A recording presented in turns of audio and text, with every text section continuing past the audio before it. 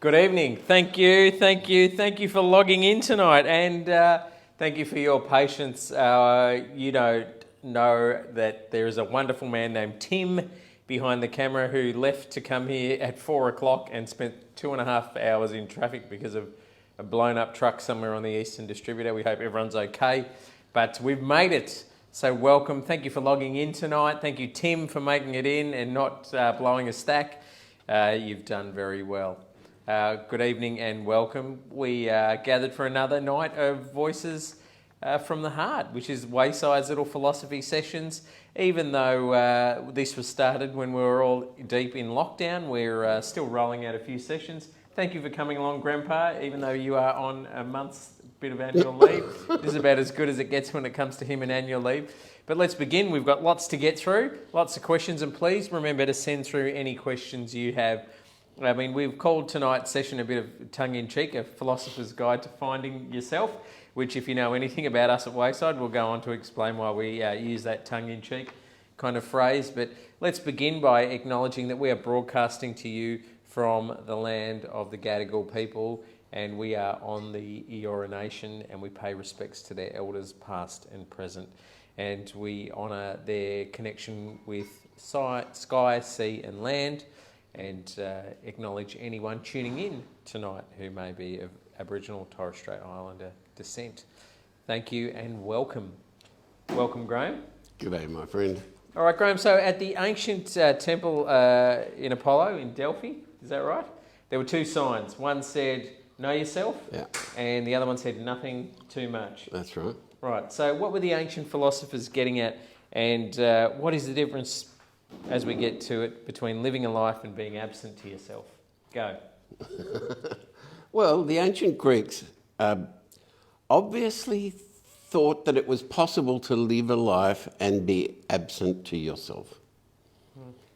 Heraclitus, who we'll probably talk a fair bit about tonight because that's where this came from, Heraclitus said that most people live like cattle. They're interested in the little patch of grass that's in front of them, and their interest doesn't go anywhere beyond that, and they breed more cattle who do the same sort of thing.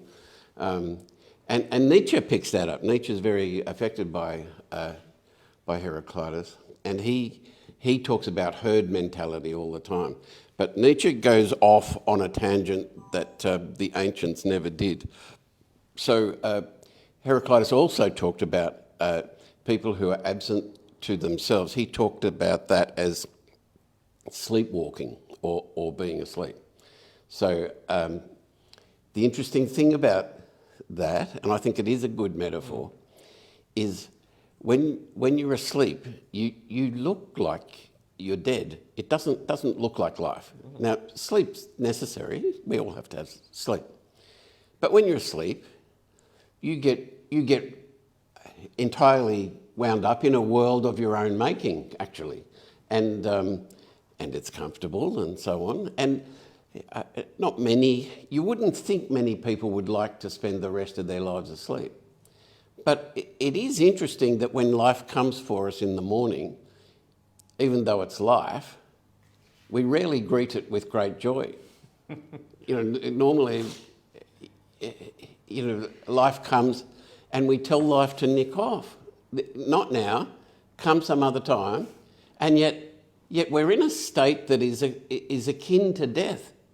And life says, no, come, life is to be had not in this little world you've created, but out here in this world. And in order to do that, you need to turn this off and get out of bed and walk towards the coffee machine and start to negotiate real life.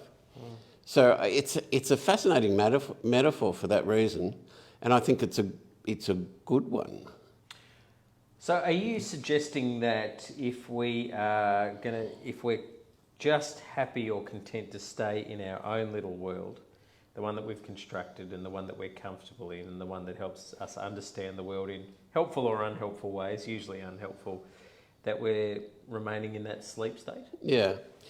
Heraclitus says that you can tell who's asleep because they think that their thinking is a private matter. So how about Say that again slowly. They think that their thinking is a private matter. Yeah.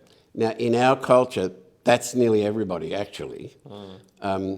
But for Heraclitus, even your inner thinking process it's constituted by all the inputs that come to you from outside.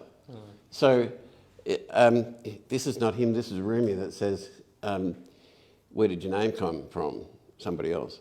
Who gave you your first bath? Somebody else. You know, everything you know about you came from somebody else. Everything. You invented nothing. So, so I think we live in an age where we've privatised the self. And especially since the Second World War, we've increasingly emphasised that the search for self, and this is really interesting, stop me if I'm boring you. No, we're finding it good. This is great. Because I want us to get down to what's the difference between us now and, say, Socrates when we hear the phrase, find yourself. Yeah. Right? Well... were you driving to that place? Yeah. So the existentialists, so Nietzsche, probably, when they say find yourself, be yourself, what they mean is separate yourself from the herd and find your unique something and fight for it, whatever that is, and find your unique creative something. Well, the ancients, when the search for the self, the process of waking up, wasn't to find your unique something, but it was a search to look for what was common between you and all of humanity. So the modern search for self finishes in loneliness, whereas the search for self that Heraclitus talked about would give birth to genuine community. There's a hell of a difference. So the philosophy of Nietzsche beyond really began to sow the seeds of loneliness and isolation. Absolutely, it did, and not just philosophers, but theology follows philosophy anyway, and art and everything else. So in art you get works of art which are an expression of my inner life. Here it is, looks like a blotch, but it's the artistic expression of something. Now, there's art and there's art, but in theology, there was this with the Reformation came. We can escape the authority of kings and bishops that are persecuting us, and we'll do that. And they said, sola scriptura, the Bible alone. But what that means is my individual capacity to interpret the Bible. And so religion split, and more splits because Joe Baggs thinks that it reads and means something else. And this whole process is one of defining meaning in terms of a private individual.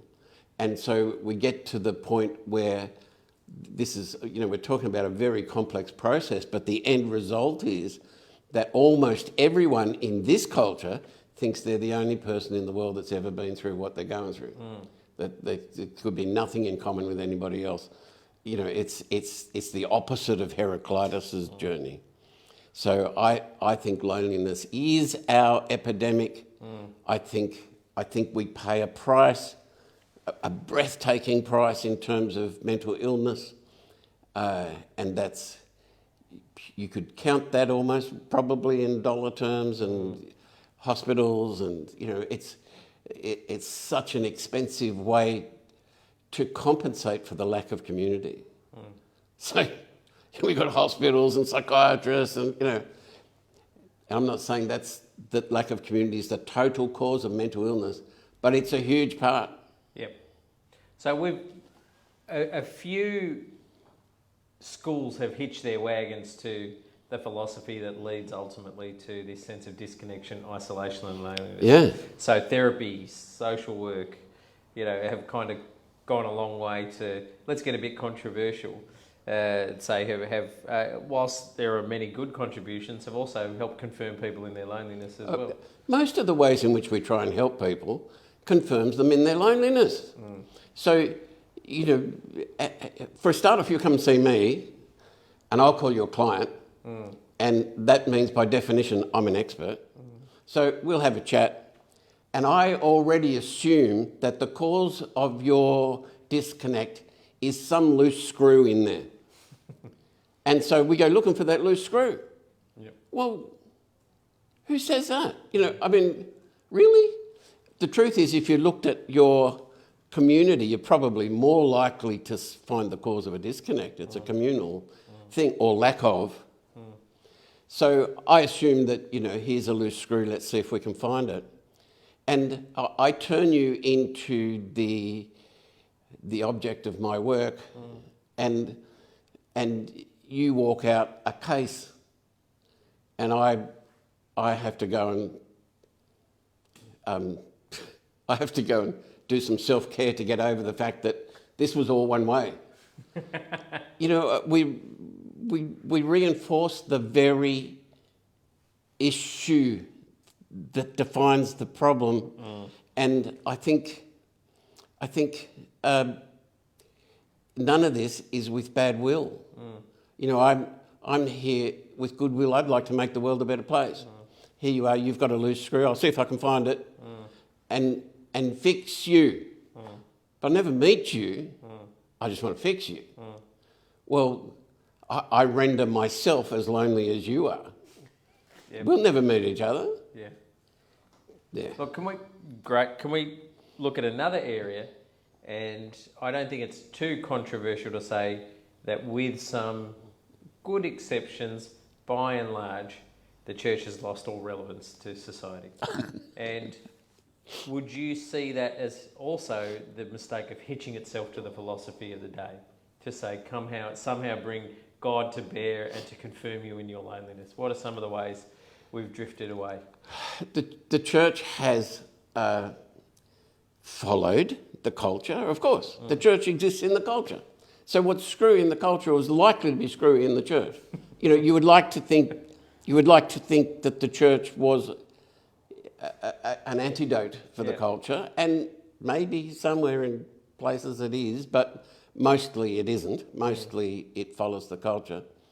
And so I think the church stopped believing in God after the Holocaust, because there was a whole theological movement after the Holocaust that said, well, what can you say about God?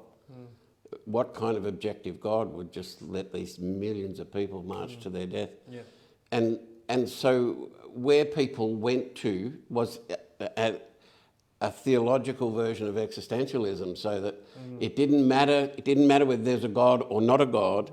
What mattered was your experience of God. And so I can tell you about my experience of God, but experience is just experience. It's, so what? I could be talking about the flying spaghetti monster. It's. Do you think it's ironic that Christian theology, which by and large supported the Nazi regime, is the one that flew off into this existential nihilistic kind of hole, whereas the Jewish tradition that were the victims of this, not the perpetrators, have maintained a level of faith through that time? It's really hard to say anything in general because we've gone very general on that. Yeah, I know. Right. I know.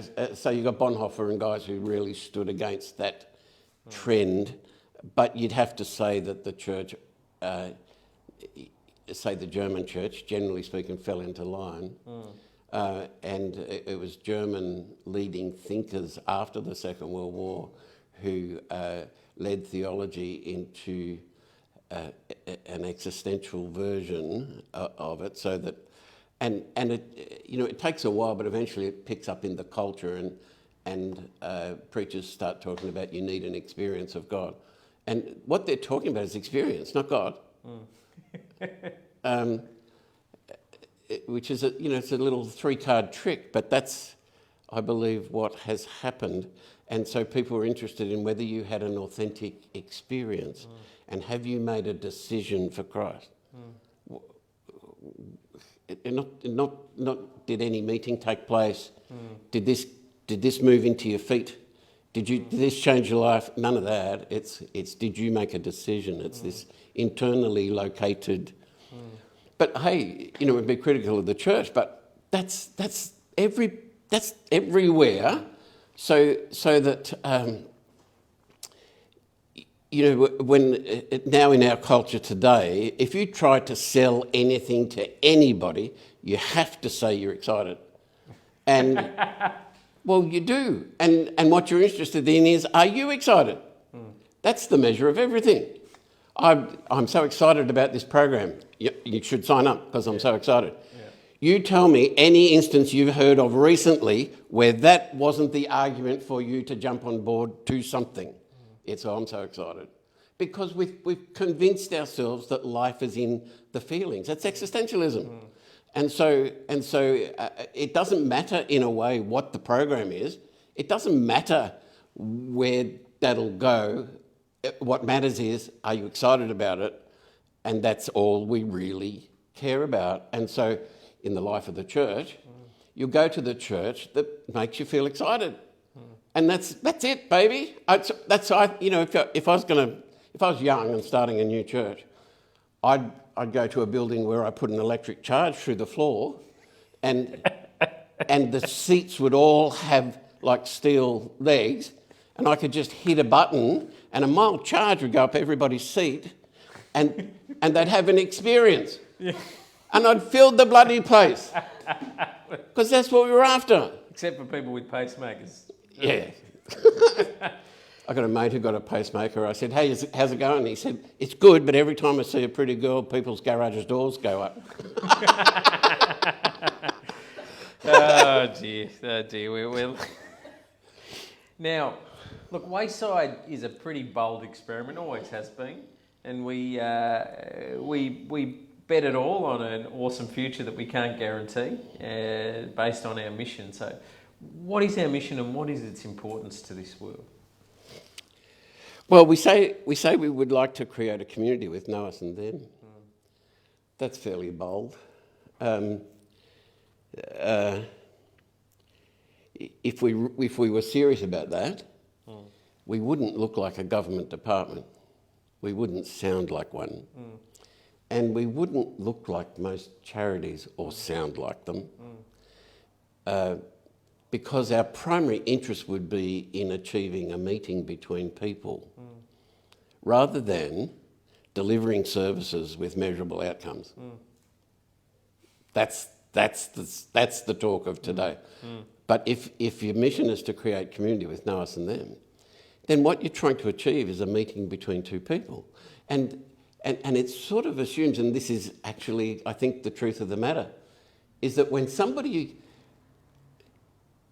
If you can overcome this thing that I'm alone and no one understands what I'm going through, if you can get to a point where you think, gosh, there's people with me and for me, that's enough to make people move on their own steam. They will move.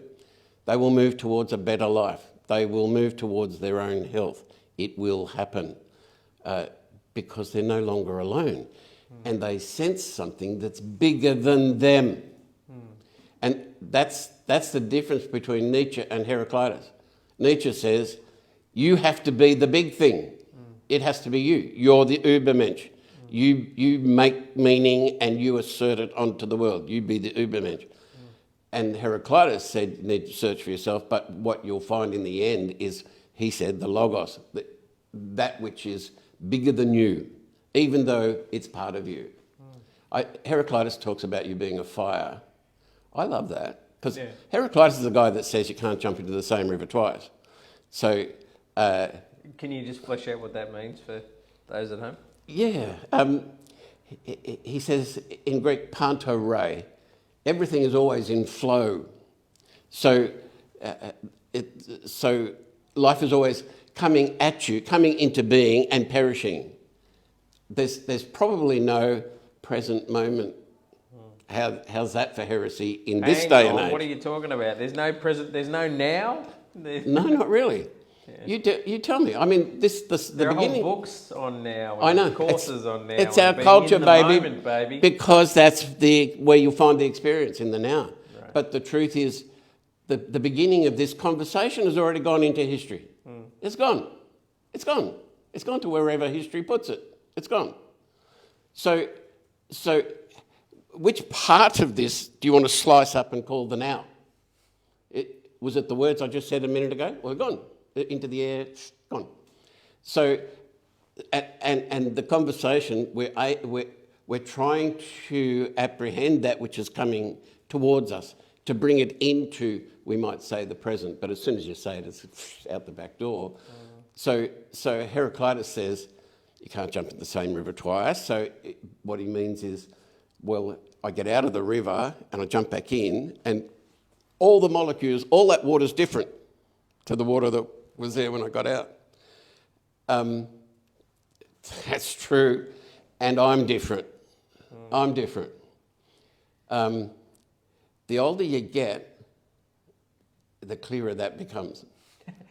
So the whole notion of finding yourself is a bit of a misnomer then, because just say it was possible to find yourself in isolation to the rest of the world, that which you found would not be the same as that which you found next. That's correct. And I'm sorry for people who, in this age, I think the impulse to want to find yourself is probably a healthy impulse, but usually what we get you to do is peel back the onion, looking for the heart, but you just peel back all these skins, and in the end, what there is nothing. Yeah. Because your centre isn't located in the onion. It's located between this onion and this onion. That's right. Does that make sense? It's the fire burns between us, right? Yeah. So Heraclitus loves fire, and he says that everything is fire, that you and I are fire, and he says that this little fire and that little fire are part of a big central fire, which he would call the Logos. Which do you reckon the writer of John's Gospel might have read Heraclitus? Just an odd chance. I don't know who wrote it. I don't think it was a fisherman, but he certainly knew Heraclitus.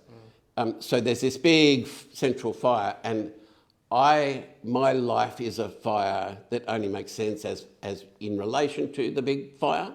So myself, if I find myself, it'll be in relation to the big fire and in relation to these other little flames, right? So it's about relation. Whereas the modern version is pull yourself out of the fire and go and analyse, all the stuff. Find the heart of the onion. And the truth is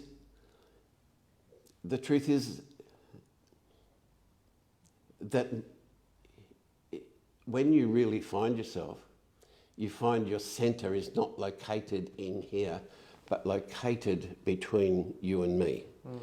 That's actually a very profound teaching. And when that's true, you'll find yourself to be necessary, significant, not central. Now, think of your life, think of a time when you were flying at your best. I'll guarantee if we took moments to identify such a time, you'll end up telling me about a time in your life when you were necessary to the moment, significant in the moment, but it wasn't all about you. You were caught up in something that was bigger than you. Absolutely. You might have been madly in love with Lisa, or you might have called into waste. Whatever it is, when you're really flying, you're necessary, significant, not central, because you're a little flame that's part of this big fire. And unless you know yourself to be part of something that's way bigger than you, then the search for self is a misery, actually.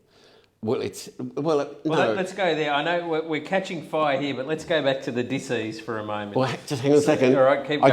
I just said it would be a misery, but it might be very pleasurable.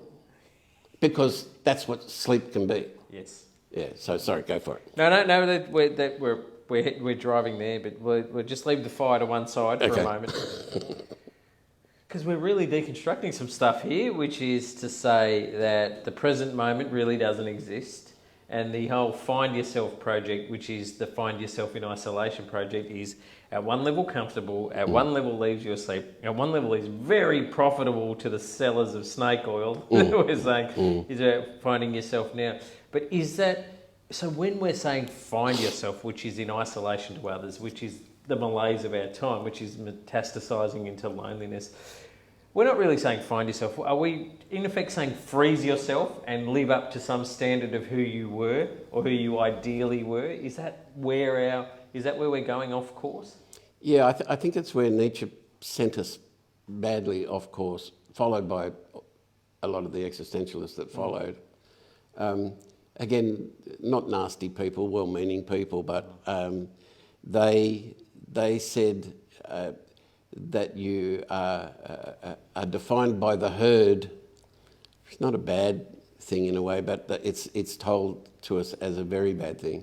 And so what you have to do is suspend all the influences that have come to you from somebody else. Well, guess what? Everything has come from somebody else.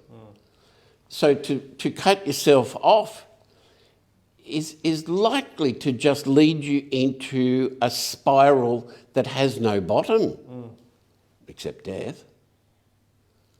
Yeah, and I think there are many, many people who have heroically followed Nietzsche into a spiral down into death, and they've been creative, and they might have been celebrities and, great, but death is death. Yeah. The contribution to the world. What's your contribution to the world? I wrote this song. Yeah. Give me a guitar. Yeah. I'll play you this song about my inner struggle with life. Oh, great. Great. Let's have another song. Well, we have we always have throughout history what I call cartographers of the darkness. They're all around us. They don't necessarily help us lead us out anywhere, do they? Are you surprised? No, of course, that's where you're going to go. the toilet bowl pretty well, though. Yeah, of course. In which I'm sinking. Of course, and it's kind of boring, and it's the same. It's the same in the church as out. You don't have to go to many church services before somebody picks up a guitar and says, "There was a time in my life when I was struggling, and I wrote this song," and just step into my misery for a moment, and you think, "Oh, geez, no, don't." We've had a beautiful question from beautiful Claudia Douglas. Hi, Claudia, how are you? Saying, what's the difference between loneliness and solitude? I would say the answer to that is there's solitude, there's separation, which is legitimate if it's headed towards community. It's all about what it's towards. If it's solitude for the sake of comforting yourself in the solitude and never-ending solitude, then it's just another version of the spiral down into nothingness. You're on the way into the void, but there is, all these guys were right to some extent. I'm sure that there's a time to, if you find that you're asleep, if you find that you're just chewing the grass in front of you, then to be woken up is a good thing. Now, the metaphors are getting all mixed here, but solitude, in order that you can bring a stop to the noise and be ready to meet another and to nourish the hunger for connection. That kind of solitude is very helpful and necessary and useful. But the kind of solitude that says, I'm better than everybody else, and I'm just going to be an ubermensch and stiff shit to everybody else. No, that is sad, and it's pathetic, and it's modern.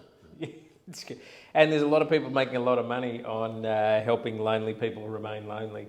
And, I think we see that in, the dating apps and all that kind of just loneliness, just bashing against loneliness. There is a resource out there if you want to have a look at it. There was a beautiful Dutch priest, he's now long passed away, Henri Nouwen, Dutch theologian, priest. He wrestled with loneliness, he wrestled with depression, he wrestled with his sexuality his whole life, and he wrote many, many books. But he wrote one ripper called Intimacy, and he names 3 movements to move towards intimacy, and one of them was from loneliness to solitude. And he names them both beautifully, so there's something you can have a peek at. Again, it's a wonderful book, under 100 pages. They're my favourite kinds of books every day of the week. Mate, we're having a great night. Please continue to send through your questions. Me and Graham are having a rollicking old chat. We've got about 10 minutes left, but and we'll continue with some of these. What advice would you give to someone who is embarking upon a mission to go and find themselves?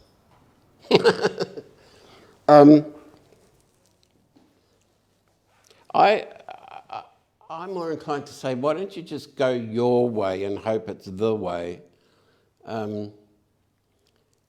If this is a...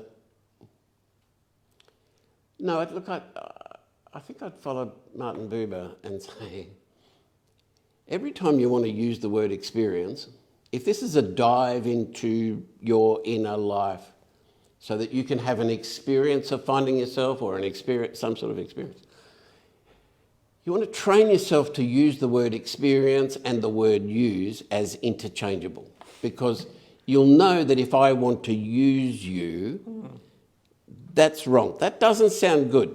If I want to use you, we all recognise that's not a good thing. But if I want to experience you, that's the same thing.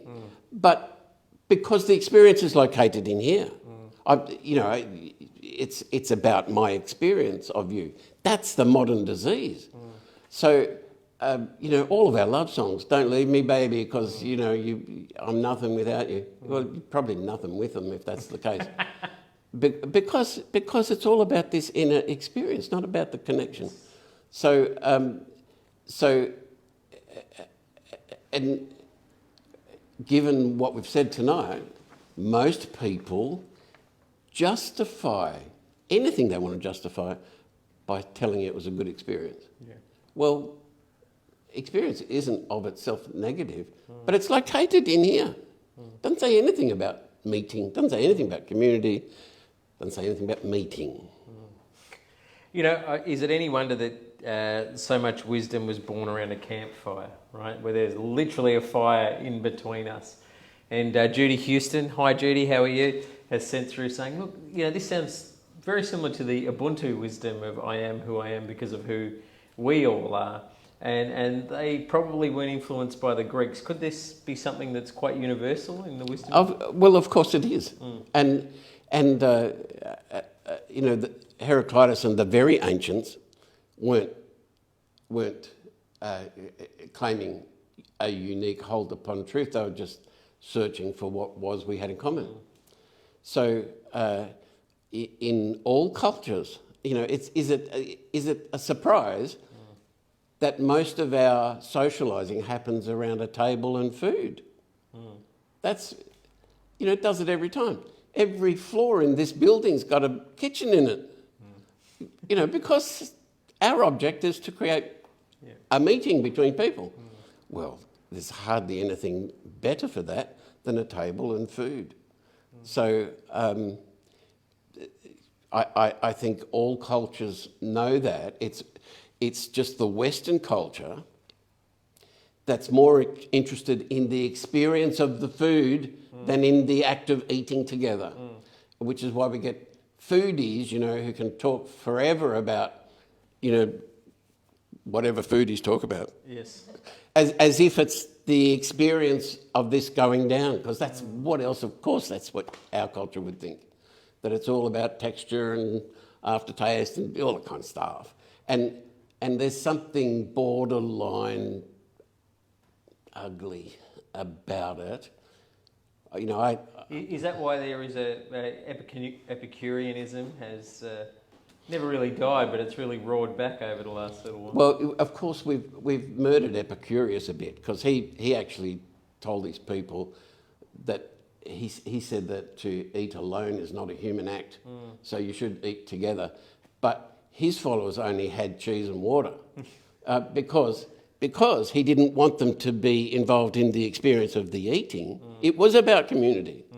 So, you know, So where has that gone? That's jumped the shark now, hasn't it? Well, Epicurus has got a bad name now because, you know, the name almost implies whatever gives you pleasure. Well, that's a misunderstanding of Epicurus, but you get the idea. And our modern cooking shows, and look, I've seen some of those, and I think it's okay, but there's something incredibly off about it. Like Mother Teresa once was being interviewed by somebody in London. Probably Malcolm Muggeridge. It could have been. And an ad came on for non-nourishing bread. Bread that was guaranteed not to nourish or put weight on. And she walked off the set. Well, think about how somebody in Yemen would feel about looking at some of our cooking shows right now. You might begin to see what's immoral about that. You know, really, you're going to stuff your face again. You know, and food's good. You know, food's great. Eating together's terrific, but when it's all about the individual experience, you turn it into something ugly.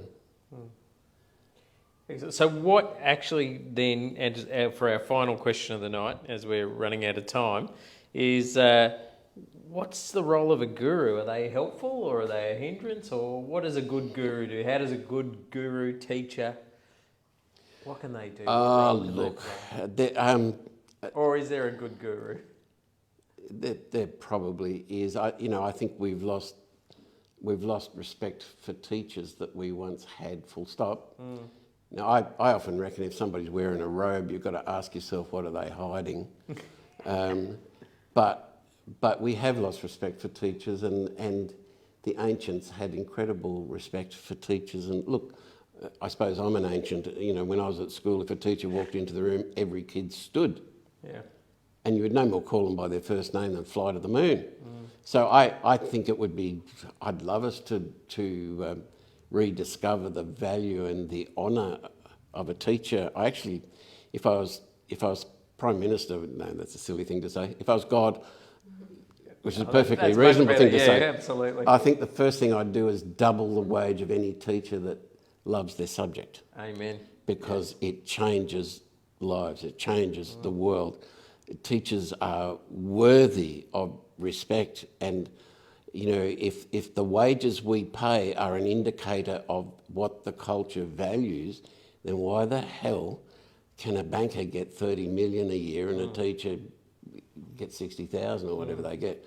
You know, the values are all wrong. Yeah. And it's so, are gurus any good? Well, in this day and age, you would have to say, be cautious, because, geez, you know, anybody in a robe, you've got to worry about, really, you know. Not the guru that drives a Lamborghini. You know? No, or fleets of aeroplanes. You know, these American TV evangelists just make me want to vomit. It is the most hypocritical, nasty, poor taste, blasphemous thing. They're not really selling wisdom, though, are they? They're selling Ponzi pyramid schemes. Of course they are. But it's, you know, they use the name Jesus, and so does the KKK. Yeah. And I find that abhorrent. You know, it turns people off. It's something that I think is quite beautiful and challenging and radical. But so I don't know, it's a funny question. Are gurus any good? Yeah, there's probably some great gurus. You know, wherever you find wisdom, find. Well, thank you, Graham, for tonight. It's been quite a conversation. We've gone off in a little river skip, skipping stone across a river. tonight I think we do hope for a rebirth of a society that values wisdom and age. And we currently live in a culture that I think there's a store called Forever 21, and that kind of about sums it all up. But we've bought that. We want to be Forever 21, whereas a wisdom culture would say the goal is to become a wise old person, and to go off and to be generative. Well, I'm old. I've got half of that. I'm old. And you are incredibly wise. We appreciate your insights tonight. Thank you, everyone, for logging in. We look forward to coming to you next week. Please log on. We haven't got anything next week. The week after, we're going fortnightly now, and we have Voices from the Streets. We've got 2 special guests joining us who are going to share their wisdom about how their lives have changed dramatically, and some of the things that they've learnt, and some of the things that they'd like to share with you, and some of the ways those of us who love them can continue to make a difference in this world. So thank you, Graham, thank you, Tim, thank you, Em, for tonight. Have a great night. See you in a fortnight.